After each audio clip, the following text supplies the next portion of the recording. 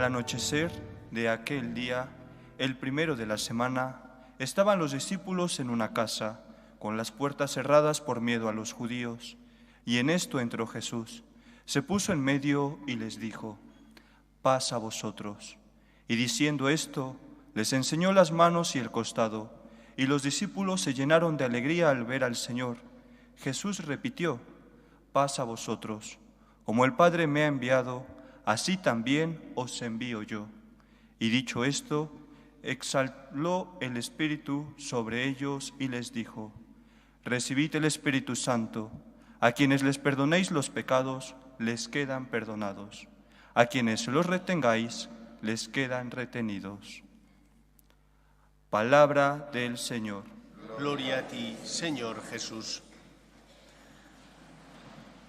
Hace muchos años leí un libro que os recomiendo, que recogía una síntesis de los guiones de televisión que el padre José Luis Martín Descalzo, sacerdote y periodista, director de otros medios del diario ABC, de la sección de religión del diario ABC y del programa Testimonio que tenía en Televisión Española, pues este libro recoge un resumen de sus guiones y se titula Amo a la Iglesia.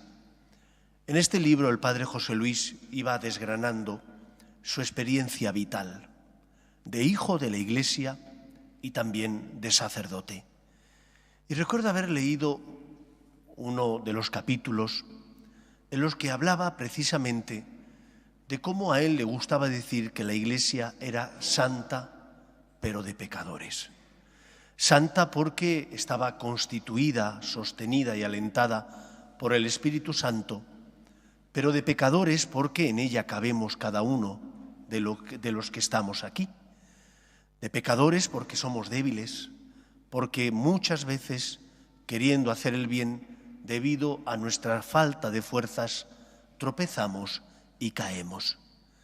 La fiesta de Pentecostés nos enseña y recuerda que es el Espíritu Santo el que dirige la Iglesia, el que la alienta y la sostiene con sus dones, el que hace suscitar distintos carismas que a lo largo de la historia de la Iglesia han servido para salir al paso de los problemas que surgían tanto dentro de la Iglesia como en la sociedad. ¿Qué hubiera sido de nuestro mundo sin, por ejemplo, hablo de ella porque la conocemos todos, de nuestra Madre Teresa de Calcuta? ¿Qué habría sido de nuestro mundo sin esa luz que fue de verdad como un aldabonazo en el corazón de los hombres, que nos señalaba y enseñaba la miseria, la pobreza que tantas personas sufren en el mundo? ¿Y qué habría sido de nuestra sociedad sin tantos mártires que jalonan la historia de la Iglesia desde sus inicios, el Imperio Romano, hasta nuestros días, que nos enseñan que solo ante Dios uno hinca su rodilla porque es el Señor? La Iglesia es santa, pero de pecadores. De pecadores porque en ella cabemos todos los que estamos aquí. Y eso no significa que tengamos que bajar los brazos y decir no pasa nada, no. Significa que como hijos sabemos que nuestro Padre nos ama y quiere que volvamos cuando hemos caído. Que como hijos que somos débiles tenemos que acudir a Él para encontrar en Él la fuerza que mueve nuestro corazón. Os decía la semana pasada que describir y definir un misterio es difícil. Por eso es un misterio. Si se pudiera entender plenamente, dejaría de ser misterio. Pero que uno puede acercarse al misterio, en lugar de definiendo su esencia, que es muy difícil, hablando de las consecuencias. ¿Cuáles son las consecuencias de la venida del Espíritu Santo a la Iglesia? La fortaleza. Cuando los apóstoles que estaban encerrados por miedo a los judíos reciben la fuerza del Espíritu Santo, encuentran fuerza para salir y predicar el nombre de Cristo, aun sabiendo que iban a pagar esa osadía con su vida, aun sabiendo que aquello significaría que tendrían que derramar su sangre por ser fieles a Cristo.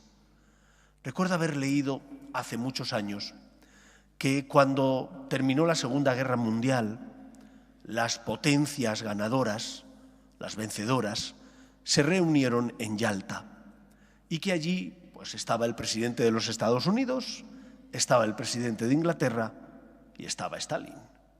Y que entonces se distribuyeron lo que habían conquistado o habían quitado a los nazis, la Europa central sobre todo. Y uno de ellos dijo, ¿y qué le parecerá esto al Papa? Y Stalin preguntó, pero el Papa, ¿cuántos ejércitos tiene? ¿Cuántos batallones tiene? El Papa no tiene ejércitos, vamos, tiene la Guardia Suiza, que es simplemente un pequeño grupo de personas. Nosotros vemos a esos que aparecen con el casco y esas vestiduras medievales, pero es como un pequeño ejército que defiende, es la seguridad del Papa, necesaria porque ya sabemos los problemas que hay hoy en día con la seguridad, ¿no? Pero no tiene un ejército. No tiene un ejército que ostente y ejerza las armas. Tiene un ejército de personas enamoradas de Cristo. Tiene un ejército de personas que confían en el poder de Dios. Tiene un ejército de personas que se saben queridas y que porque se saben queridas, saben que tienen una misión en el mundo, ser testigos de su amor. El Espíritu infunde fuerza a los discípulos para que salgan a perdonar pecados, para que salgan a predicar el Evangelio, para que salgan a luchar por llevar esperanza al corazón de los que sufren y se sienten solos ante sus miserias y pecados y ante las dificultades de la vida. Y esta es la misión que cada uno de nosotros, como hijo de la Iglesia y miembro de la Iglesia, tiene que llevar a cabo.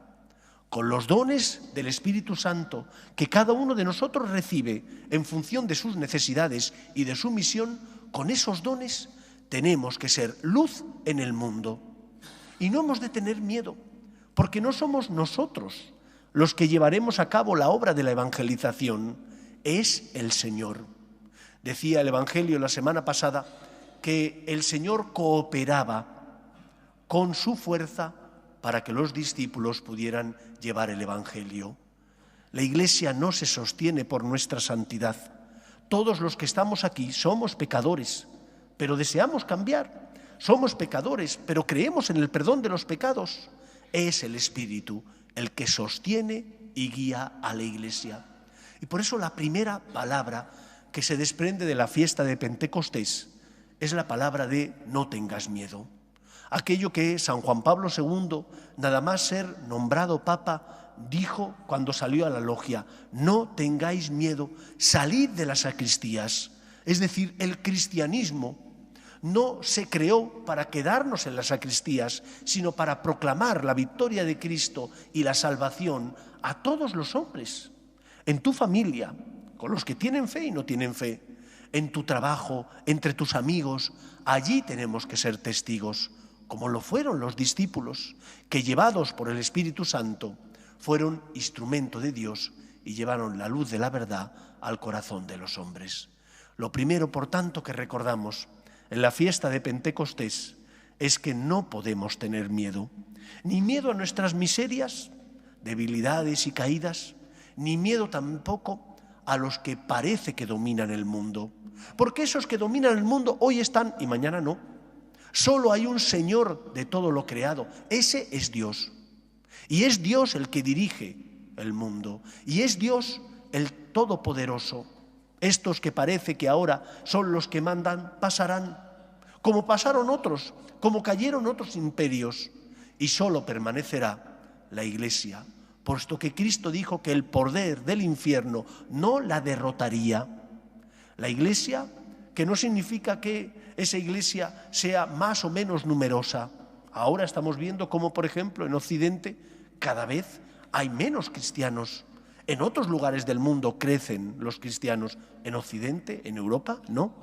Pero la Iglesia sigue existiendo porque está sostenida y alentada por el Espíritu Santo. Primera idea, confía. Dios es el Señor. Él no nos abandona, no nos deja solos. Envió el Espíritu Santo para que diera fuerza y sus dones a los discípulos y pudieran predicar.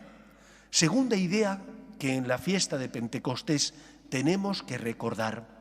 Los discípulos son enviados a ser testigos.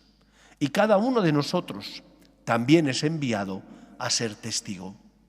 En función de nuestros dones y talentos, así tendremos que llevar a cabo ese ministerio y ese servicio. Porque no es lo mismo la vida de un monje de clausura que la vida de un padre o madre de familia. Porque no puede ser lo mismo como cristianos la vida de un sacerdote que la de un joven que está en la universidad.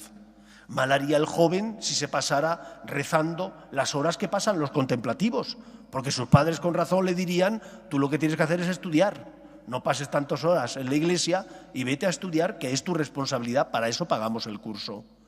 Pero cada uno, en función de su vocación, tiene que ser luz en medio del mundo, tiene que ser instrumento de Dios. Y no puedes mirar a otro lado diciendo: no, eso que lo hagan los curas, los misioneros o las monjas. Los laicos tenéis una tarea fundamental de ser fermento en la masa, y donde no podemos llegar los consagrados ni sacerdotes, sí podéis llegar vosotros, y donde no llegan mis palabras, sí llegan vuestras acciones, y el Señor se sirve de vosotros, si le permitís que utilice vuestras vidas, se sirve de vosotros para llevar su amor, su esperanza y su consuelo a los que están cerca de nosotros. Por eso creo que como cristianos tenéis que asumir vuestra responsabilidad. Esa responsabilidad implica, en primer lugar, una relación personal con Dios, con Cristo. Si el sarmiento no está unido a la vid, no puede dar fruto. Y en segundo lugar, implica una responsabilidad en la sociedad, no solo cumpliendo con vuestras obligaciones como ciudadanos, sino también como cristianos.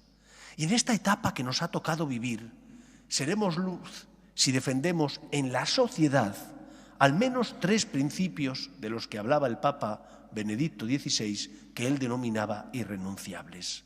Tenéis que defender la vida, desde su inicio, que es la concepción, hasta la muerte natural, no solo cuando se vota, ahí también, sino también en las conversaciones, en vuestras actitudes, en la defensa, por tanto, de la dignidad de la persona, por cómo tratas a los demás, por cómo defiendes tú la vida ante los demás. Defensa de la vida, desde su inicio, que es la concepción, hasta la muerte natural. Segundo lugar, defensa de la familia natural, compuesta por un hombre y por una mujer, que aunque en nuestra sociedad todo vale y se quiere denominar matrimonio a cualquier tipo de unión, incluso entre personas del mismo sexo, nosotros no podemos decir que eso es bueno. Eso atenta a la vocación a la que Dios os llamó. Por eso abandonará el hombre a su padre y a su madre, se unirá a su mujer y serán los dos una sola carne. Dios nos hizo así y con esa vocación para buscar a la otra persona, uniros a la otra persona y fundar a la familia natural fundada en la unión del hombre y de la mujer. Y en tercer lugar, defender los derechos de los padres a educar a sus hijos en sus convicciones, porque los hijos no son del Estado, ni el Estado es el principal educador. El Estado tiene que desarrollar una tarea subsidiaria de ayuda, pero sois los padres los principales educadores. Y por eso los padres, la familia, iglesia doméstica, es donde se tiene que transmitir la fe y los valores y virtudes cristianas. Difícilmente, si no se transmite en la familia, los niños lo aprenderán. Ahora que celebramos las primeras comuniones en tantas iglesias, al menos en España, ¿cómo te das cuenta de que ya se ha perdido esa transmisión de la fe? Muchos niños que vienen a catequesis no saben nada, pero no solo es que no sepan, es que no viven nada, porque sus padres no les llevan a la iglesia, no les enseñan a rezar, no les enseñan a tener con Dios una relación personal de amor. Es en la familia, sois los padres, los primeros y principales educadores de vuestros hijos. Pues pidamos al Espíritu que derrame sus dones sobre nosotros, sobre esta iglesia que es santa, pero de pecadores, pero que sabemos que el poder del infierno no la derrotará, porque creemos en el amor de Dios y nos hemos fiado de aquel que nos ha llamado a seguirle. Que sea así en nuestra vida. Nos ponemos en pie.